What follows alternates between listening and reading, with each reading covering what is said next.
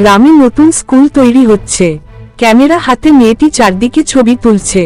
হঠাৎ তার ফোনে একটি অচেনা নম্বর থেকে মেসেজ।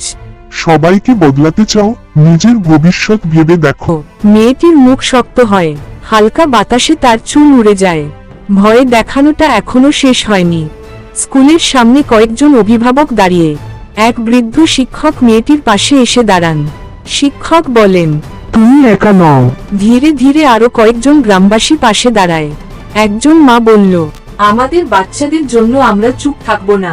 মেয়েটি তার ভিডিও অনলাইনে প্রকাশ করে।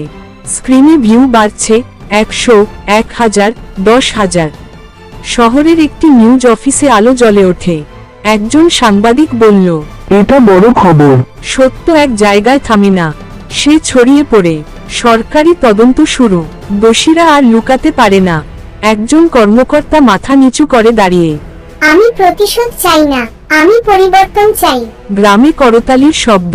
মেঘ সরে গিয়ে পুরো আকাশ পরিষ্কার। মেয়েটি এখন অন্য গ্রামে যাচ্ছে। তার ক্যামেরা এখন অনেক গল্পের সাক্ষী। একটি ছোট মেয়ে তার কাছে এসে বলল, আপু, আমিও সত্য বলবো। মেয়েটি হেসে তার হাতে ছোট একটি ক্যামেরা দেয়। সূর্য উঠছে এবার। নতুন সকাল। মেয়েটির চোখে প্রতিফলিত আলো। সাহস সংক্রামক। একজন শুরু করলে হাজারজন জেগে ওঠে। সত্যকে থামানো যায় না, কারণ সত্য কখনো একা থাকে না।